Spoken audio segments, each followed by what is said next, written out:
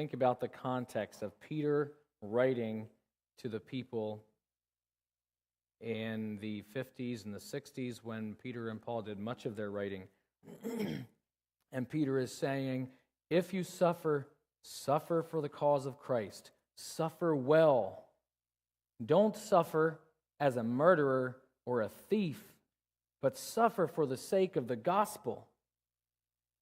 You see, do you have any idea? Use your imagination to feel the pressure that was on every Hebrew man to join the war against the Romans. If you did not join the war against the Romans, you were a traitor against your own people. The pressure was great. And Peter is saying, no, we who follow Jesus, don't suffer as a murderer. Don't be one that kills. Don't be one that steals. Don't be one that's joining all of the stuff that is in turmoil around us, but suffer for the good news of Jesus Christ. And putting yourself in the context of where the church was at as they received these letters and read them with everything we're talking about in the backdrop. Wow. You realize the tears of emotion, the tears of encouragement, the comforting one another, I'm certain was very, very real.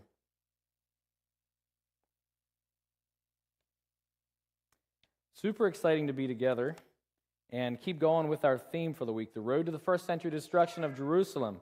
So far this week, we've looked at some of the years between the Old and the New Testament. We've talked about the growing theme of impending judgment for a covenant that was broken. There was going to be judgment at some point. It was going to need to be concluded. We talked about the highly scrutinized prophecies spoken by Jesus to his 4 closest disciples on the Mount of Olives only 3 days before his death. Some of our goals for this week, to review again, to bring awareness to first century history that can affect how we understand and interpret the Bible and what we build our lives on. All right, so one of our goals is to bring awareness to the backdrop of first century history where the entire New Testament comes from and where everything is shaped that we are building our life following Jesus as Messiah. Our second goal is, despite differences of opinions on some topics, we will always point to Jesus as Messiah, the one and only way to redemptive unity with Father God. Now, last night, first of all, I'd like to share a few recommendations for good, thorough study. And as we were looking at some of the word studies last night, one of the tools that I used a lot, and I thought this might be something that could be helpful to talk about a little bit, is the app called eSword. How many of you all use eSword or are familiar with eSword? A handful of us. This is something that was introduced to me in 2009 when I was at SMBI studying for a 6-week term, and it has radically impacted and given so much value to the way that I have enjoyed studying the Bible over the last 10, 15 years since then. So it's very simple. You simply download the app called eSword, E-SWORD. You can have it on your mobile device, or you can download a desktop option on your laptop. I believe I forget if the main download is free. Much of the stuff on there is at no cost, but you can also buy additional pieces to it. So a little bit how I use eSword and how I would invite you to do the same if you're interested in diving deeper into some of these word studies, especially the Greek and the Hebrew and the background and understanding the context and comparing this scripture with this scripture and this word with this word. This is a tool I'd recommend, and I'm sure there's others like it as well. This is, over here you see, it's a drop-down box of the Bible translations that I have on my app. I use the ESV quite a bit, the King James Version, and the KJV Plus, which means it's the King James Version with the Strong's Strong's number that's given by the Strong's Concordance next to each word. So basically, if you click on the highlighted word, then, like in this case, this is the word that we were looking at yesterday, one of them, where in Matthew 24, verse 3, the word world If you click on that, this little box comes up and tells you it is the Greek word ion. It gives you a little bit of an idea of what it might mean. And then it tells you how many other times this Greek word occurs in the New Testament. And you can compare. Then in the search box, if you put that Greek word, G stands for Greek, 165, then you have a running list here of every verse in the Bible that has that Greek word. And you can compare, and you see when it's translated one way and when it's translated another way and all that. So simple, easy to use the tool. eSword also has an unlimited amount of commentaries that you can add. Some of the commentaries that I have learned to trust and have been recommended by good sources. If you're interested, you can check with me later, but the IVP Bible Background Commentary, very thorough, very historically based, good context, brings great context to Old Testament and New Testament scriptures. The Jewish New Testament commentary, that I use quite a bit, and it gives a Hebrew backdrop to everything that's written in the New Testament, which, by the way, is super crucial if you're interested in understanding proper context, because, in case you didn't know that, you're not Hebrew, and the Hebrew culture and language is very different than you and I have grown up with. So that can be very helpful. And then the Kuhl and DeLeach commentary on the Old Testament, super in-depth. It's kind of what the Jewish New Testament commentary is for the New Testament. Very in-depth with background and cross-references. So I find those super helpful. I certainly don't agree with everything that I read, and even these, what I would say, are very trusted, good foundational commentaries. So you're never going to, or you should never believe everything that you read in anybody's commentary, right? Push into it yourself. You should not believe everything that I say in a week like this. Go study it yourself and do some cross-referencing, compare Scripture with Scripture, and so forth. So you can get a whole list of commentaries, dictionaries, reference books. You can even, the reference books, so these are some of the ones that I have, but The Wars of the Jews by Flavius Josephus.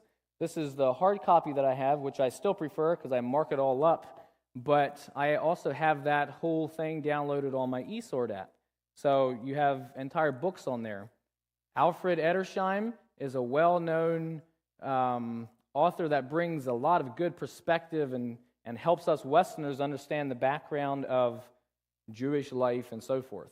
So anyway, there's some tips on how to dig into some good study and take it to the next level if you're interested. Questions from yesterday. These are the ones that we asked yesterday. Let's answer those now before we get started on the Jewish war conversation. Question number 1. Who was the Roman general to first lead a full army against Jerusalem in the year AD 67 or 68? Jotham, this was you, right? Vespasian, General Vespasian, yeah, or Vespasian, doesn't matter.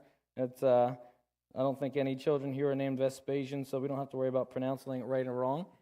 Second question, who was the Roman general when the city was conquered around AD 70? Jaden, are we here tonight? All right, anybody want to take his place and tell me who was the general in AD 70 when Jerusalem was conquered?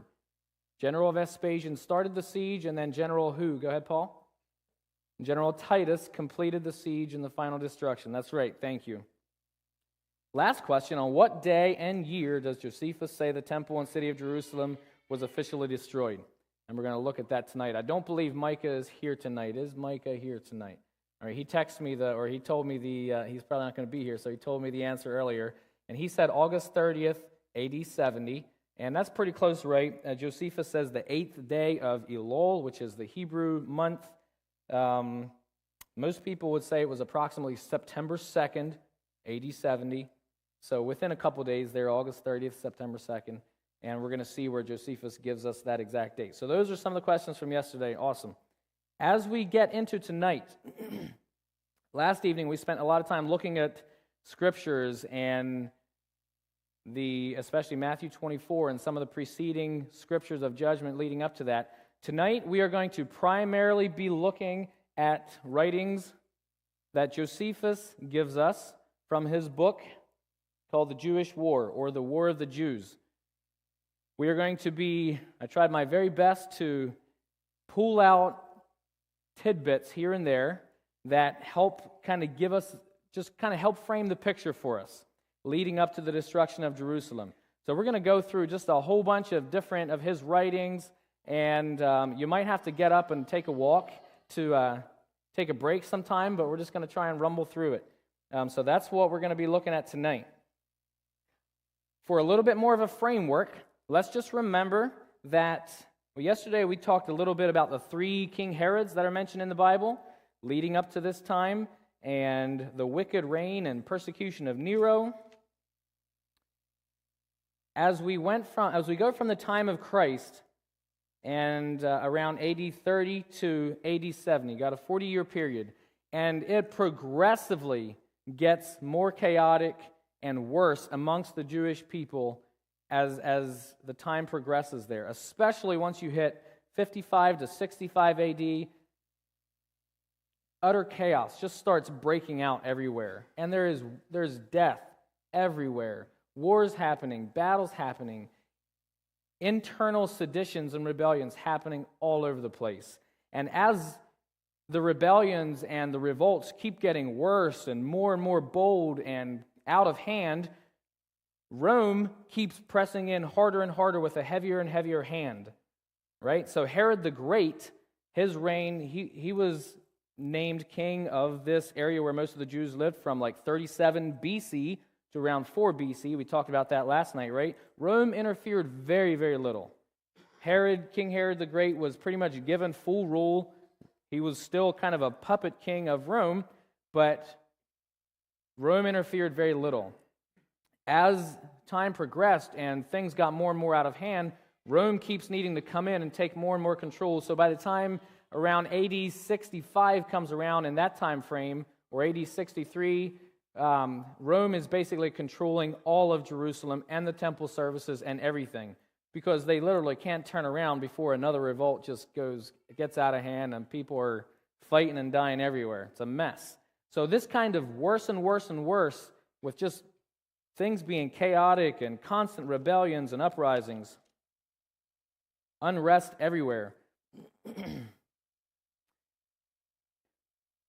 All right, here we're going to start doing some reading. This is one of the writings from Josephus where we get a picture of a false prophet or a false Messiah and leading people out, right? There was an Egyptian false prophet that did the Jews more mischief than the former. And Josephus is saying that because he's given a long list of them, and I'm just picking a little bit out here. For he was a cheat and pretended to be a prophet also, and got together 30,000 men that were deluded by him or that were deceived by him. These he led round about from the wilderness to the mount which was called the Mount of Olives, and was ready to break into Jerusalem by force from that place. And if he could but once conquer the Roman garrison and the people, he intended to domineer over them by the assistance of those guards of his that were to break into the city with him. But Felix prevented his attempt, met him with his Roman soldiers, while all the people assisted him in his attack upon them, insomuch that when it came to a battle, the Egyptian ran away with a few others, while the greatest part of those that were with him were either destroyed or taken alive. But the rest of the multitude were dispersed, every one to their own homes, and were concealed themselves. This is just a little bit, and I think I'm going to stop there, but a little bit of an idea. 30,000 men. What's a crowd of 30,000 look like? That's a lot of people, right? That's a lot of people. And this is the kind of thing that was happening on the regular and being led. And Josephus gives a little more details of this Egyptian. He was a tall man. He was a striking man. He was a man of war. And he was possibly the Messiah. So we're going to follow him, right? Remember, everyone who is not a follower of Jesus at this point is still earnestly seeking the Messiah and almost desperately seeking the Messiah. Here's another instance where there was just chaos. For when the multitude were come together to Jerusalem, to the feast of unleavened bread, so there was a bunch of people that had come together. Remember, this is one of the feasts where all males were required to come to Jerusalem. And a Roman cohort stood over the cloisters of the temple, for they were they always were armed and kept guard at the festivals to prevent any innovation which the multitude thus gathered together might make. This gives you a little bit of an example of what it was like. The Romans hated these Jewish feasts, right? People from all around come into one place, and religious fervor is like at an all-time high when you're together. And you had Romans, and we're not going to take time to get into this, but the structure of the temple, you had the towers that King Herod had built adjoining the temple, where the Roman garrisons lived, slept, and ruled from, basically looking down and overlooking the temple. So just a tense situation if you ever had one. One of the soldiers, and this is kind of silly, crazy. One of the soldiers pulled back his garment and, cowering down after an indecent manner, turned his breech to the Jews. I'll just let you guess what the breech is, and spake such words as you might expect upon such a posture. Basically, he did something profane, showed his body parts to the Jews in the temple as they were worshiping. This one act by this one soldier completely just caused chaos, the reaction and the fervor from the Jews. At this, the whole multitude had indignation and made a clamor to Cumanus, who was their high priest, I believe, at the time, that he would punish the soldier, while the rasher part of the youth, and such as were naturally the most tumultuous, fell to fighting and caught up stones and threw them at the soldiers, upon which Cumanus was afraid lest all the people should make an assault upon him, and sent to call for more armed men, who, when they came in great numbers into the cloisters, the Jews were in a very great consternation, and being beaten out of the temple, they ran into the city, and the violence with which they crowded to get out was so great that they trod upon each other and squeezed one another till 10,000 of them were killed, insomuch that this feast became the cause of mourning to the whole nation, and every family lamented their own relation.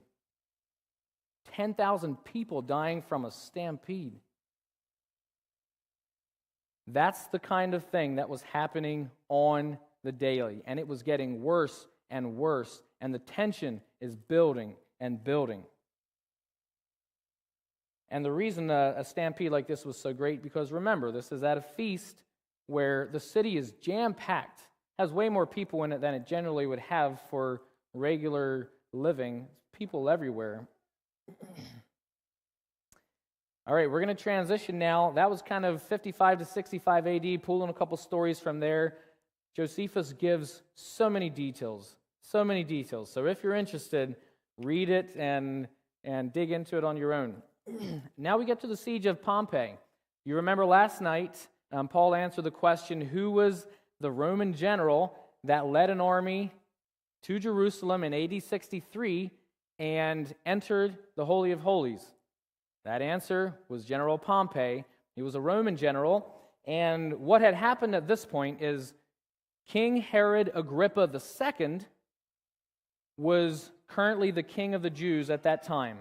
He was completely losing control, and the revolts and the rebellions against him were getting so out of hand that he had to flee the city. He was either going to get killed and overtaken by the rebels, by the Jewish rebels, which were his own people, or he had to get out of there. So he fled the city, went and complained to, I forget which city he went to, but anyway, Rome responded by sending the general Pompey and his army to go and take care of this revolt that was going against King Agrippa, which King Agrippa would have been put in place by Rome to rule this people, right? The siege of Pompeii. And when Pompey was come to the city, he looked about where he might make his attack, for he saw the walls were so firm that it would be hard to overcome them, and that the valley before the walls was terrible, and that the temple, which was within that valley, was itself encompassed with a very strong wall, insomuch that if the city were taken, the temple would be a second place of refuge for the enemy to retire to. Now, this is what I want to get to, the seditiousness that was happening inside. Now, as he was long in deliberating about this matter, how's he going to attack Jerusalem? How's he going to overcome this great city on a hill, fortified to the max? A sedition rose among the people within the city. What happens when a sedition rises within the city? All right? Every country in today's era knows what happens when seditions rise from within as well, right? We could say the same thing about America. America would be the strongest country for however long if we could only stay together on the inside, right? Well, we're not together on the inside.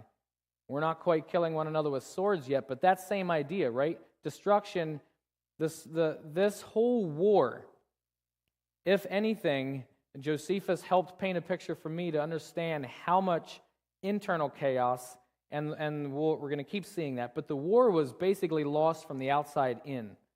Sorry, from the inside out.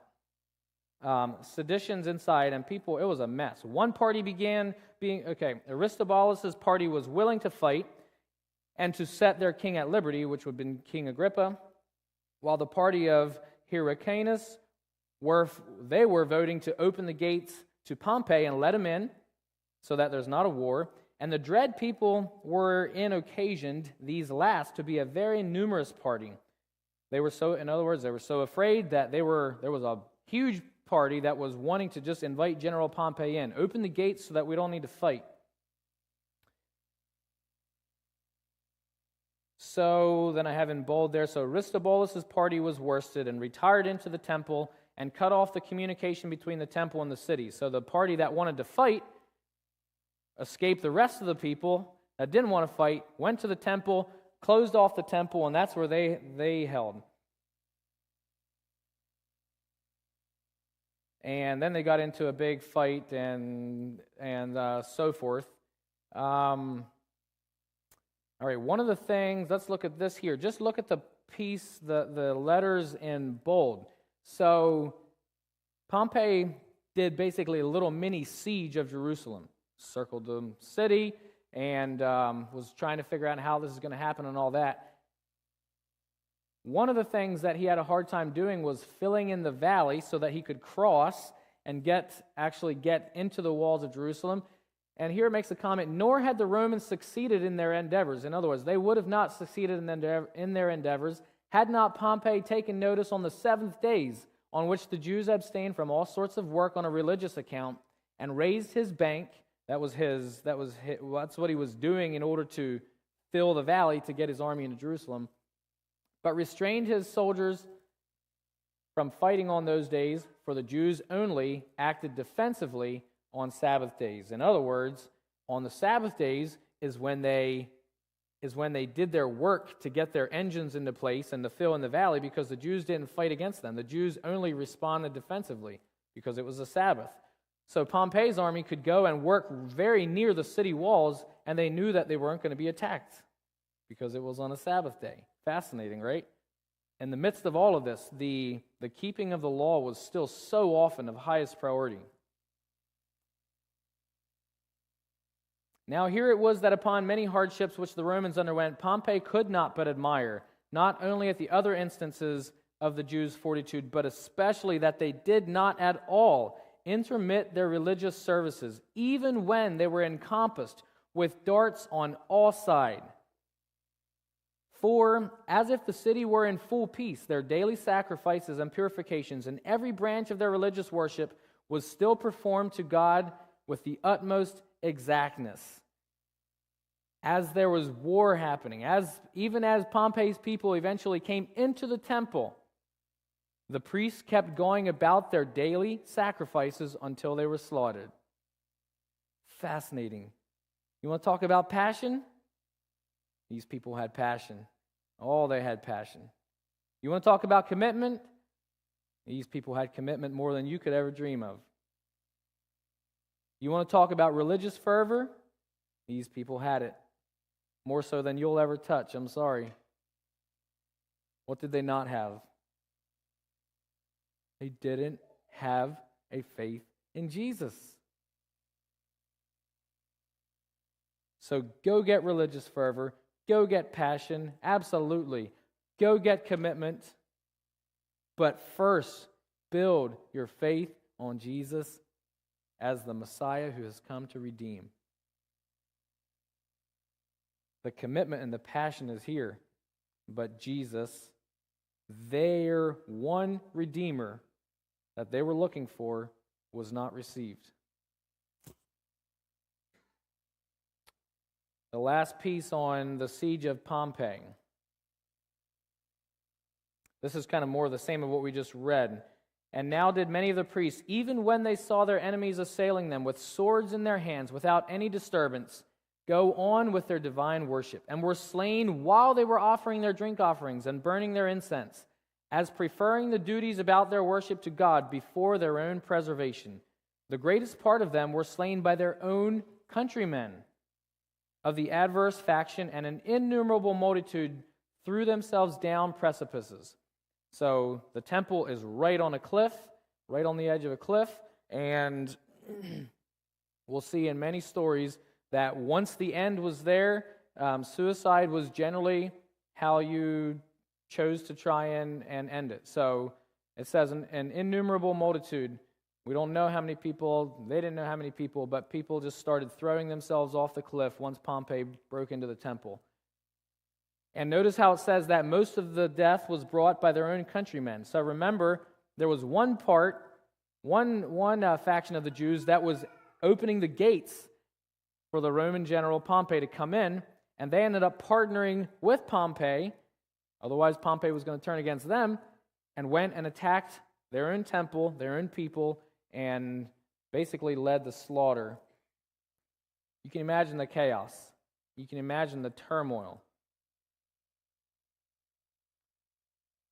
All right.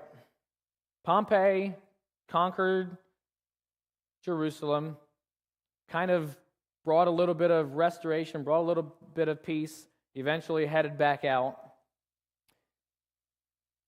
That was in AD 63. Now we go to AD 66.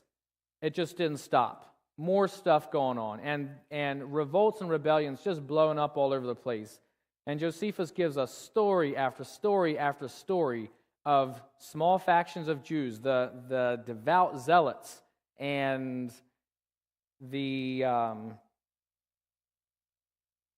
mostly just different groups of zealots. I'm not going to use too many examples, but you know how we have different parties in our country, right?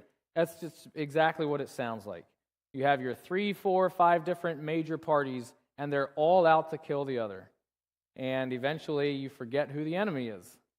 That's exactly what happened more and more and more and more. They were all fighting for the priesthood within the temple. Each party wanted to be in control of the temple because each party was convinced that they were the party that was called by God. And so they began killing one another and attacking one another, Jews attacking the Jews in the temple, trying to get a hold of the priesthood garments and the priesthood temple service pieces and so forth. So eventually, Nero, who is the emperor in Rome, sends the general Cestius to go and conquer this next revolt. Go take care of this. This gives a little bit of a picture of his journey. So Cestius Gallus, he comes down through the coast, and he basically hit a bunch of these cities, killing thousands, tens of thousands of people, totally ravishing cities, making a mess out of the countryside. The stories are gruesome. And eventually ends up at Jerusalem. So he comes through, and basically, he knows he's headed for Jerusalem, but he comes through and just killing as many Jews as he can in the different surrounding cities and instilling utter terror in everybody's lives, just like you and I would, right? When you see a king marching and you know where he's coming for, and you hear the stories, and every time another city is defeated, thousands of refugees are fleeing to the next city, and then the next city. Eventually they end up in Jerusalem, the one city that can't be lost, right? Cestius is making his march.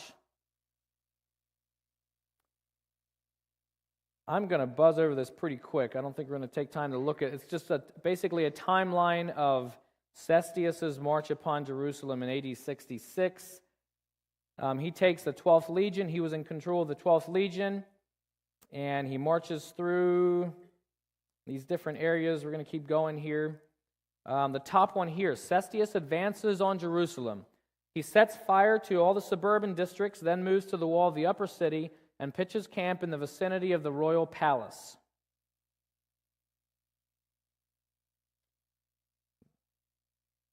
I'm going to read the rest of these as well. The principal pro-Roman men of Jerusalem, invite Cestius into the city, but he delays. So here again, you have different factions in the city, right? The one faction, the one party of people invites Cestius into the city. Come, we're opening the gates. We don't want to fight. We know we're going to lose. We know we're going to die.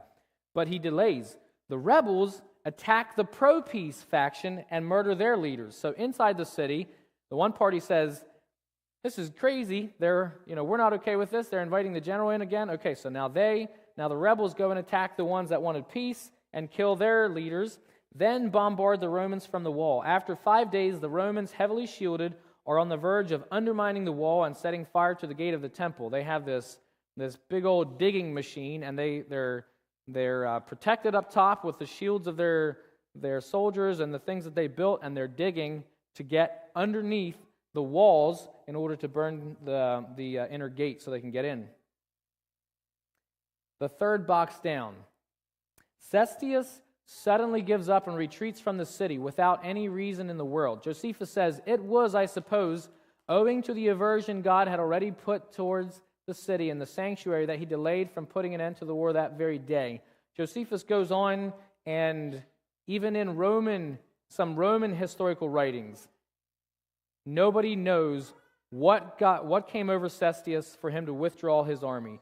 He was nearly in the city. It wasn't too crazy of a battle, especially compared to what happened later then with Vespasian and Titus. He was nearly in the city. They had the wall all but undermined, and for whatever reason, he withdrew and took his troops.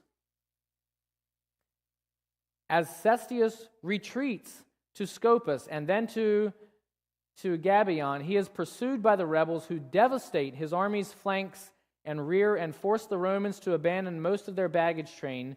Cestius halts for 2 days to plan. He stops in a city or in a big valley. Jews are all around him. I think maybe I got a slide on that. I'll just keep going. Oh yeah, there we go. He was trapped in the mountain passes of Bethel. The Romans are easily cut down. Nightfall prevents their capture. Under cover of darkness, Cestius and his army slip away, leaving 400 men behind as a deception in the valley. When the trick is discovered at dawn, these are quickly slain by the Jewish rebels that were pursuing them. Of the Romans, a total of 5,300 infantry and 480 cavalry have been killed at Beth Horon. That, by the way, is a really big number for Roman forces. Romans don't lose 5,000 in a war against rebels. This was a huge deal, a huge insult to Cestius and the Roman army, and a huge victory for the Jewish rebels. The remnant is chased to the Roman camp. The rebels carry off weapons, war engines, supplies, and Josephus says, sing hymns on their way back to Jerusalem. God had answered their prayer. This is where the rebels thought that God was still on their side. The God that we serve is going to free us again, just like he did for the family of the Maccabees, just like he did in all those other situations where God came through. Hey, we're actually doing this. God, like always, is going to preserve his temple, and the Roman people are not going to be able to overtake us. This is just me reading and surmising. I don't know, right? But this is where I wonder if this is where Jesus was talking about when he said, when you see Jerusalem surrounded by armies, then flee. So remember, Cestius had a siege around Jerusalem, basically had it conquered. Wouldn't have taken that much for it to be finished up. Nobody knows why he withdrew. And in withdrawing, he was completely licked. And it was a big victory for the Jews. If I were one that heard Jesus say, or give his prophecy in Luke 21, I believe I would have then said, I am getting out of Jerusalem. I don't know, but that had to be ringing in the mind of believers. Josephus doesn't talk about the Christian perspective because he's not at all following Jesus as the Messiah. He doesn't know Jesus as the Messiah. He's not giving that background from the Scriptures. Josephus does say here that after this catastrophe had befallen Cestius, many of the distinguished Jews abandoned the city like swimmers from a sinking ship. At this point, after the rebels have defeated Cestius, there is no doubt that a full-on war is coming. See, you don't kill 5,000-6,000 Romans and not get retaliated upon. Rome is coming. It is absolutely only a matter of time. They knew it. They had to know it. And when Josephus mentions distinguished Jews, he names a bunch of the leaders. So a bunch of the leaders that were still trying to hang on and protect the temple and try and bring peace to this whole thing. It was basically a giving up, and they started leaving. You absolutely know that Rome is coming. War has come. Everyone knew the response from Rome would be imminent and merciless.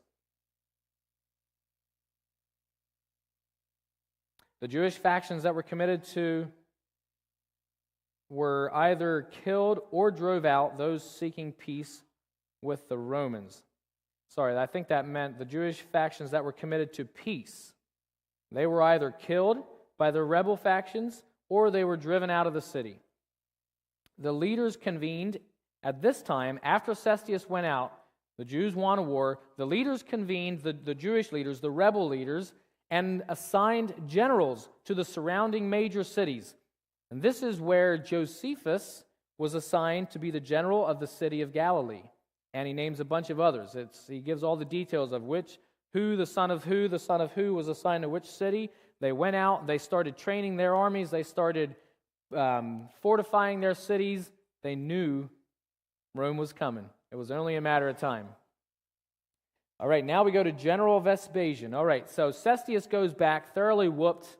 I'm assuming Nero throws a big fit. And then, let's read this here. Flavius Vespasian was 56 years old when Emperor Nero turned to him to put down the rebellion in Judea. The choice was a natural one. Vespasian had gained a great deal of military experience when he assisted in the subjugation of Britain under the Emperor Claudius, and since then had engaged in a standard political career as a governor of Africa and other provinces with command of the associated armies. Nero was touring Greece when he heard of the defeat of Cestius in Judea that we just talked about. And Vespasian was conveniently at hand as a member of his touring court and also, therefore, not far from Judea. Vespasian's elder son, Titus, was at 24 years of age already, also an experienced commander, another factor contributing to Nero's choice. Vespasian would take command of the 5th and 10th legions of Syria, and his son would gather the 15th legion in Egypt and march it overland to join up with his father. 3 Roman legions heading towards Judea. The war is a-coming. The war is a-coming. Vespasian comes in and, kind of similar to Cestius, goes from city to city, completely destroying. And Josephus talks about them running into way more resistance than what they ever expected. And just like the rest of the Romans, Vespasian and his armies are just amazed and sometimes appalled at the fervor that the Jewish nation has. Just committedness and willing to die for anything, anytime. Pushing hard, not anything, willing to die for their God, for their people at any time.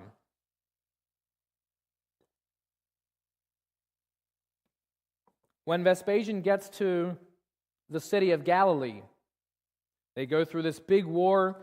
Vespasian, they place a siege around the city of Galilee. Eventually, like all the others, they break in. They're slaughtering everybody. Men, women, children, old, young, doesn't matter. Killing everybody. Piles of people and rivers of blood in every city they touch. Josephus and about 100 of his leaders, it says about 100 men, when the city was broken into, went into one of their tunnels. The Jews, by the way, and still today in the Middle East, are super famous for all their underground tunnels, right? There's tunnels everywhere. That was back in this day. They had tunnels everywhere. So Josephus and about 100 of the main leaders ended up escaping into a tunnel. The Romans found them, trapped them, knew they were down there, were going to let them there, I should maybe reword that. They might have been coming after them. I don't remember exactly. Anyway, Josephus and the rest of the leaders in this tunnel, they were trapped. They knew they were trapped. They knew they weren't getting out alive. Did what was normal, what was standard, and they decided they're going to all commit suicide, or they're all going to die instead of be taken slaves. And so the way they chose to do that is they took lots. And the lot fell upon one person, and he would kill the next person. And they took turns basically killing one another until it came down to the last two people. This is how Josephus tells the story, which Jews, most of the Jewish nation say this is a story that he makes up to sound like a hero. Came down to the last two people. Josephus says he was the last one standing. He killed his fellow brother, and then he was supposed to take his own life. Instead, at that point, I forget how he words it, but he makes it sound like it was a message from the Lord. Instead, realized that he should live, gave in and surrendered to the Romans, and did not kill himself like he was supposed to. That's why Jews hate him, by the way. Josephus is a traitor to his own people because of that story. Josephus is taken captive by Vespasian and his army, and now we're going to start reading here. Vespasian gave strict orders that Josephus should be guarded with great caution, intending to send him to Nero. Right? What you did with the leaders of armies that you captured, the same all throughout the Old Testament, is you took them back to your king, or you took them back to your people, you celebrated, and then you'd kill them. Drag them through the streets, whatever, different ways that people did that. Hearing this, Josephus expressed a wish to speak with him alone. When therefore all were ordered to withdraw, except his son Titus and two of their friends, he said, O Vespasian, this is Josephus talking to Vespasian, O Vespasian, although you suppose you have taken captive of forsaking Josephus, I have come as a messenger of great tidings. Had I not been sent by God to you, I know the law of the Jews and how it is fitting for generals to die. Do you send me to Nero? For what? Will any successors of Nero endure until you? You are to be Caesar, O Vespasian, and emperor, you and this your son. Bind me now still more securely, and keep me for yourself, for thou, O Caesar, are not only Lord over me, but over the land and the sea and all the human race. And certainly I deserve to be punished by closer custody than now if I fabricate anything concerning God. So here Josephus is prophesying to Vespasian that he is going to be the future emperor, which was completely off the charts. Vespasian was not in the family line at all of the emperors. The emperors came through family lines, just like the kings of the Old Testament did. Vespasian was not a part of that family line. There's no reason he should have been considered. He wasn't even interested in being an emperor either. And he was a general, a war general all his life. But it intrigued him enough that he kept Josephus alive. When Josephus gave this prophecy, it intrigued him enough that he kept him alive and kept him in chains in the tents over the next 4 years, over the next 3 or 4 years as the war happened. AD 68, Nero commits suicide because his own people turned against him. He ends his own life. AD 69 is the year of how many emperors? 4 emperors. All of them, they lived basically from 1 month to 3 months, and they were just all killed by the other factions. And Rome at this point in AD 68 and 69 is going into a total civil turmoil. At the same time, you got a bunch of armies out there trying to quell the rebels that you're trying to lead as well. But internally in the city of Rome, things are flying off the handle. 4 different emperors come into power and are killed in the space of 1 year. We talked about that the other night. That's really difficult to imagine. That's chaotic.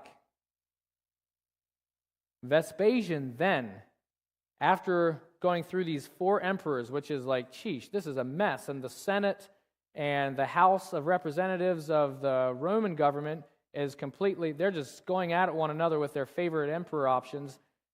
The army says, we are going to take the person and we're going to enforce who is emperor. The army appreciated Vespasian and trusted him because he had been a general for decades. They took Vespasian, went back to Rome, and Vespasian became emperor by force. He was not in the family line, but he became emperor, and there was again stability brought, and he was emperor for the next 10 or 11 years. Fascinating, isn't it? And so Josephus' prophecy, which there's no way that he could have just randomly made that up. It was off the charts at that point, came true. And therefore Vespasian gave Josephus a home in Rome, and he began living with the Romans, and he was looked at as a legitimate prophet. That he also took upon him Vespasian's family name. So Josephus, his full name as he called himself is Flavius Josephus. Vespasian is Flavius Vespasian. He took on his family name anyway. Fascinating. I mentioned this a little bit ago, but when the armies were surrounded, when Cestius' army was surrounded, this is the Jesus' words in Luke 21, in your patience or in your enduring, just wait, endure, keep going to the end, possess ye your souls. And when ye shall see Jerusalem compassed with armies, then know that the desolation thereof is nigh. Then let them which are in Judea flee to the mountains, and let them which are in the midst of it depart out, and let not them that are in the countries enter thereinto. In other words, if you are hearing me and you're in the country, don't go to Jerusalem. Don't enter in. I have a little note there on the bottom that's kind of disconnected. I'm not sure why I have it on this slide. But the day that Titus, which is coming up here, encompassed Jerusalem for the final time, and the final siege was the weekend of the Feast of the Passover. So again, millions of people in Jerusalem, not normally that many people, but when the siege of Jerusalem happened, there were a lot of people in there at that time. We're going to speed it up a little bit. One note on Jerusalem. We're not going to talk much about Jerusalem and the grandeur of the temple, but it is wild. And Josephus goes on and on and on about the splendor and the grandeur and talking about how big the stones are and the walls and how many walls, and it's incredible.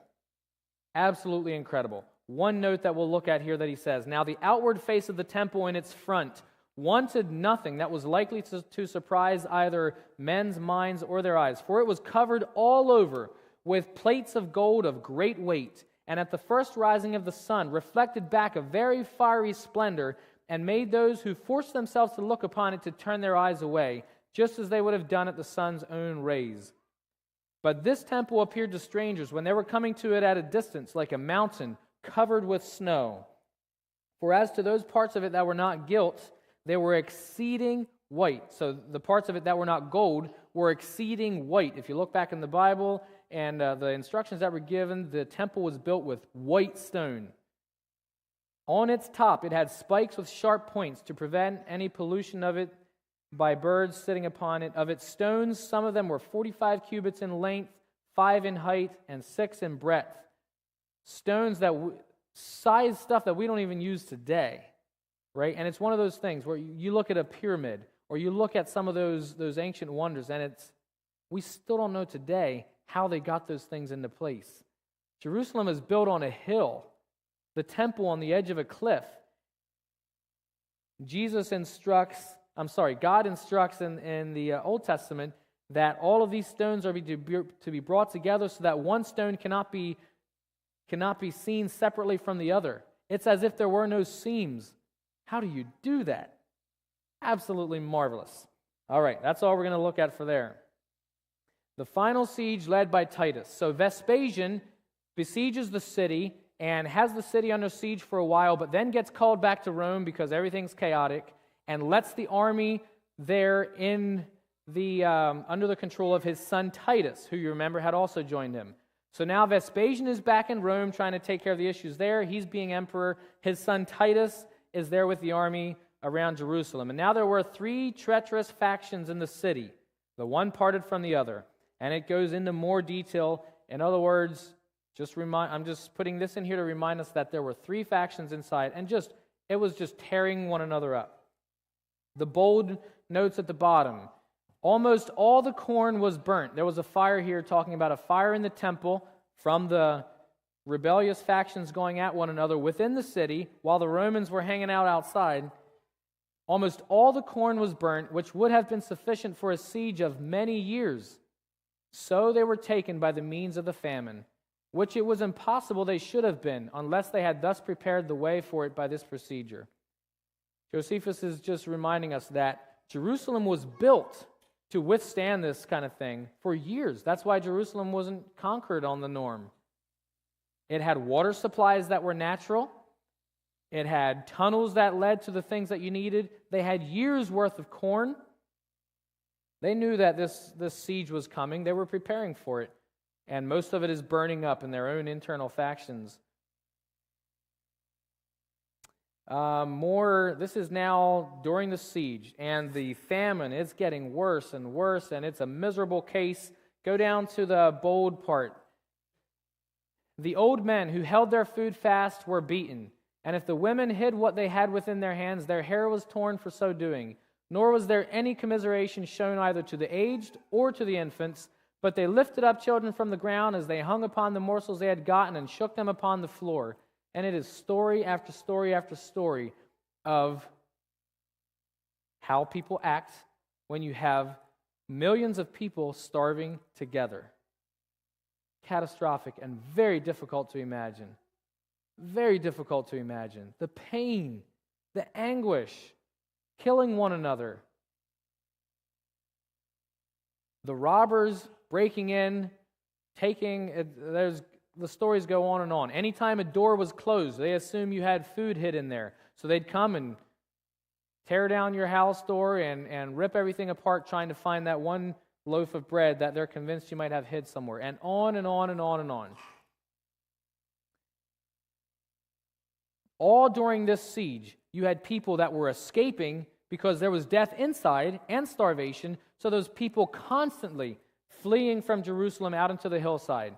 One of the things that happened is that accordingly, some of them sold what they had, and even the most precious things that had been laid up as treasures by them for every small matter, and swallowed down pieces of gold, that they might not be found out by the robbers. In other words, if you carried gold out with you, you were immediately robbed and it was taken from you. So they swallowed the gold. When they got outside in the Roman camp, they went to the bathroom, recollected their gold. Now they had money to spend. The Romans found out about this. I don't have slides here, but Josephus tells us a long story. The Romans found out about this, and at this point, they're 3 or 4 years into the war.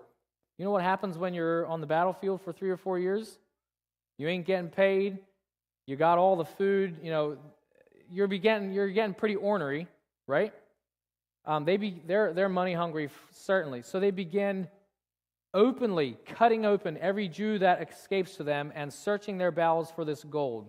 And it talks about thousands of Jews, and this began spreading through the Roman camp, and they began going after every Jew that they could find that was escaping the city, cutting open many of them alive and searching their bowels for gold, and in so doing caused great havoc. Another thing that was happening is they were crucifying. So Vespasian and Titus crucified a small number of fleeing refugees, first of all, for an example, to try and get the rest of the Jewish citizens to surrender.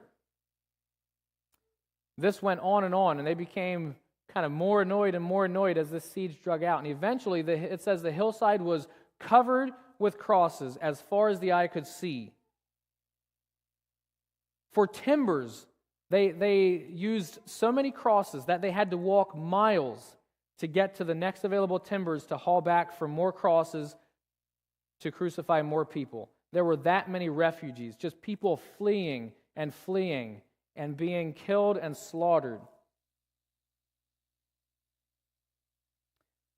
Josephus at one point here says that neither did any other city or ever suffer such miseries, nor did any age ever breed a generation more fruitful in wickedness than this was from the beginning of the world.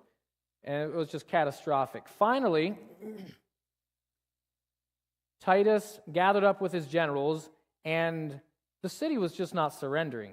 Despite people dying of starvation, dying of rebellion, and imploding from the inside out, there was still just people escaping everywhere. And it tells stories of during the night, they would send people out from the city crawling to try and find a patch of grass or something that might be edible and trying to crawl back in without being detected.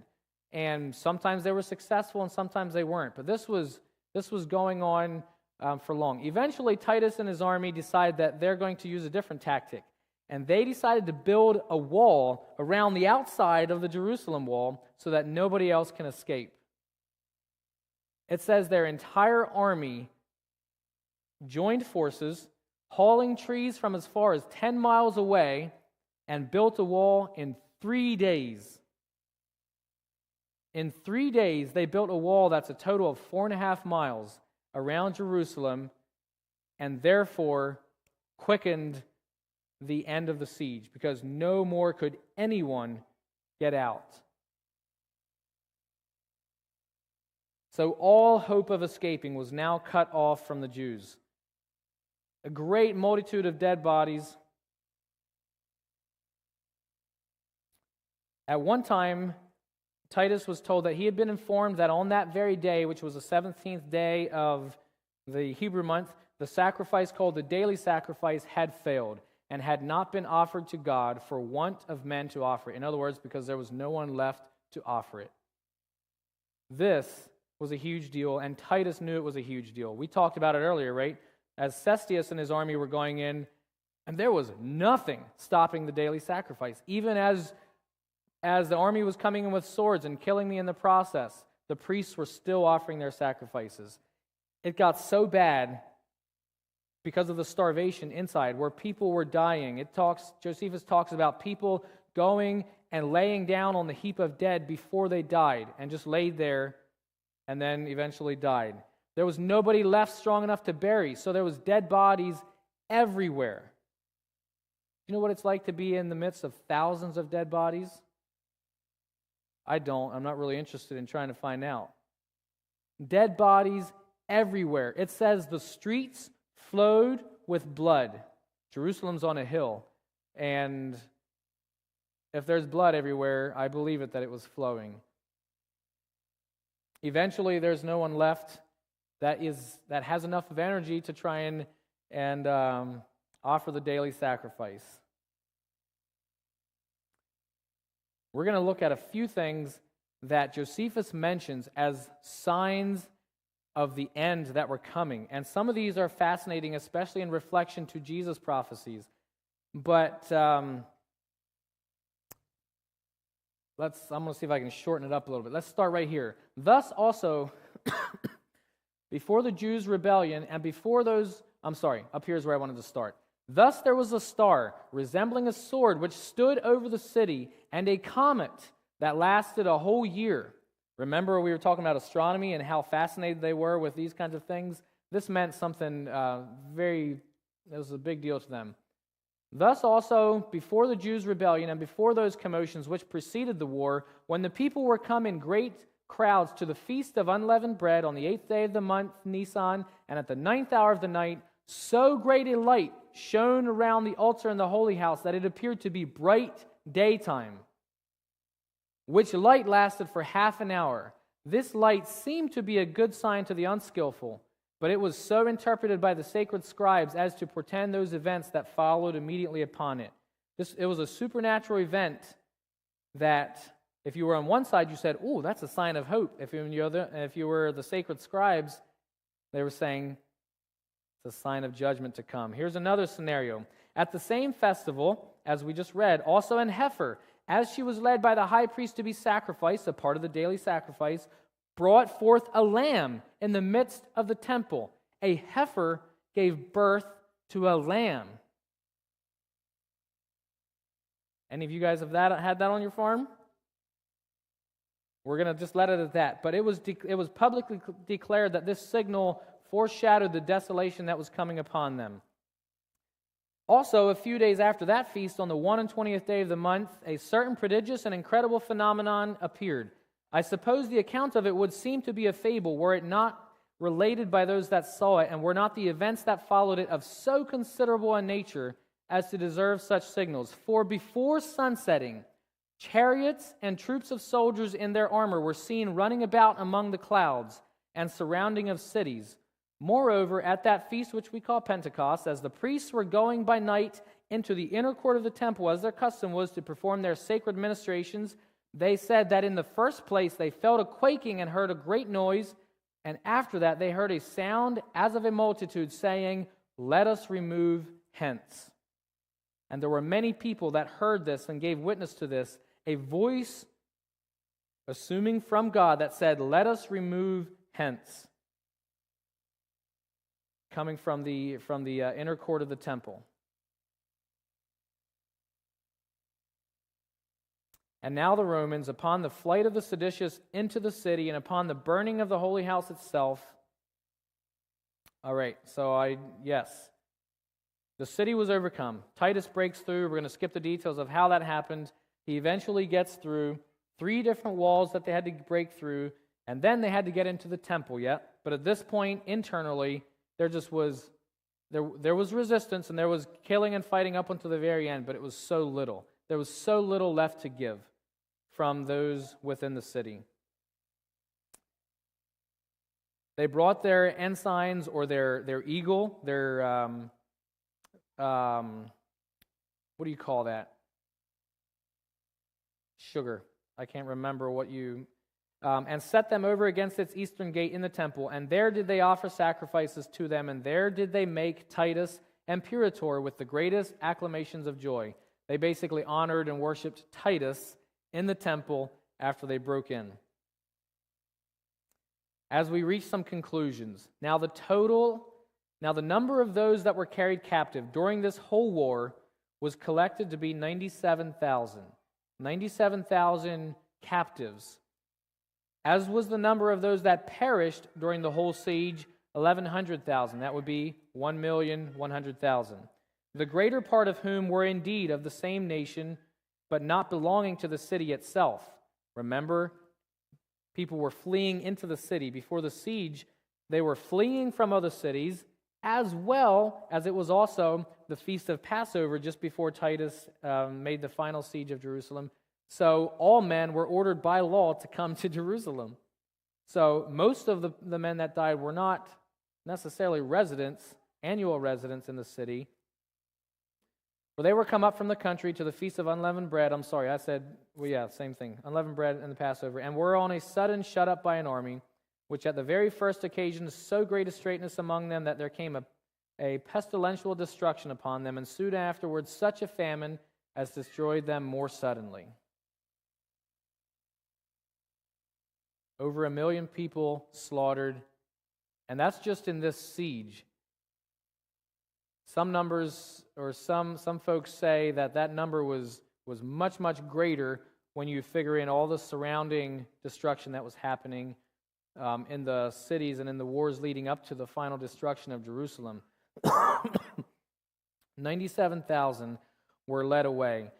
And we reflect back on the prophecies that we talked about yesterday, right? One of them in Luke 21, verse 24, is Jesus. This is prophesying into the future at a time where the destruction of Jerusalem and the temple was almost unthinkable. It was a formidable city. Jesus says, "And they shall fall by the edge of the sword and shall be led away captive into all nations. And Jerusalem shall be trodden down of the Gentiles until the times of the Gentiles be fulfilled." In Deuteronomy 28, verse 64, we read this a couple nights ago. This was the covenant agreement that God made with Israel when he first called them out to be his people. And this is one of the curses if they don't keep that. "And the Lord shall scatter thee among all people, from the one end of the earth even unto the other, and there thou shalt serve other gods, which neither thou nor thy fathers have known, even wood and stone." It was part of this fulfillment. "And thus was Jerusalem taken in the 2nd year of the reign of Vespasian, on the 8th day of the month Elul in AD 70. It had been taken 5 times before, though this was the 2nd time of its desolation." So it says for Shishak, the king of Egypt, and after him was Antiochus. We talked about him in 330 BC, right? And after him, Pompey.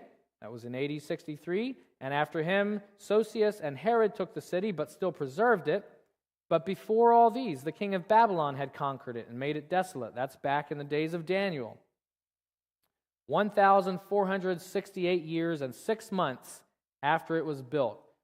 But he who first built it was a potent man among the Canaanites, and is in our own tongue called Melchizedek, the righteous king. It's interesting to hear Josephus writing this, right? We know all these verses and all this background from reading in the Old Covenant, or the Old Testament. For such he really was, on which account he was there the first priest of God, and first built a temple there, and called the city Jerusalem, which was formerly called Salem. Talks about David here. We'll go right here. But from its first building till this last destruction were 2,177 years. Yet hath not its great antiquity, nor its vast riches, nor the diffusion of its nation over all the habitable earth, nor the greatness of the veneration paid to it on a religious account, been sufficient to preserve it from being destroyed. In other words, all this greatness, it was not enough to keep it from coming to this destruction. And thus ended the siege of Jerusalem.